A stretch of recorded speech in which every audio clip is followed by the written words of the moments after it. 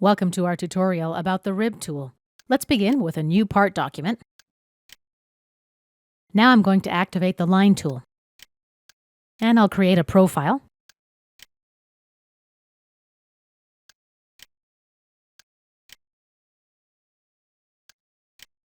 Almost done. Right-click and close. Let's exit our sketch. Activate the extrude command. Our profile is pre-selected. I'll create a 1-inch extrusion in both directions. Click OK.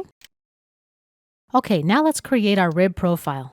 Let's right-click on the XY plane and select New Sketch. Activate the line command. And I'll place my line about here. It doesn't have to intersect with the solid profile, but the extension of the line has to intersect, or Inventor won't be able to solve the rib. Right-click, done. Exit the sketch. And let's activate the rib command. My profile is pre-selected. At the left of this dialog window, we've got two options for creating the rib: normal to the sketch plane or parallel to the sketch plane.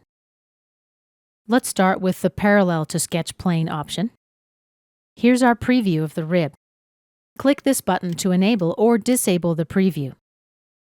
Up here we use these buttons to specify the thickness on the left side, right side, or both sides. Beneath are two additional options, To Next and Finite. As you saw, the To Next option extended the rib along this face, whereas the Finite option created a rib just along the profile we selected. Let's try the normal to sketch plane option now. Increase the rib thickness to 0.5. Here we can use direction 1 or direction 2.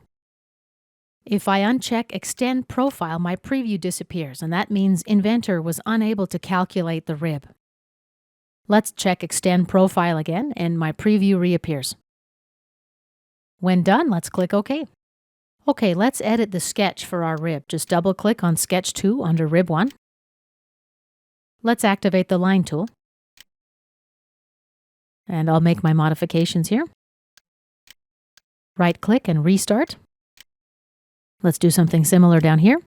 Now right-click and done. Let's exit the sketch. And double-click on Rib 1. Let's click Profile.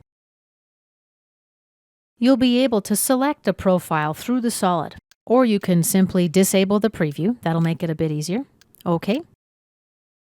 And once again, as a reminder, the extension of the rib sketch has to intersect with a solid. Otherwise, Inventor won't be able to calculate your rib. And this concludes our basic overview of the rib command.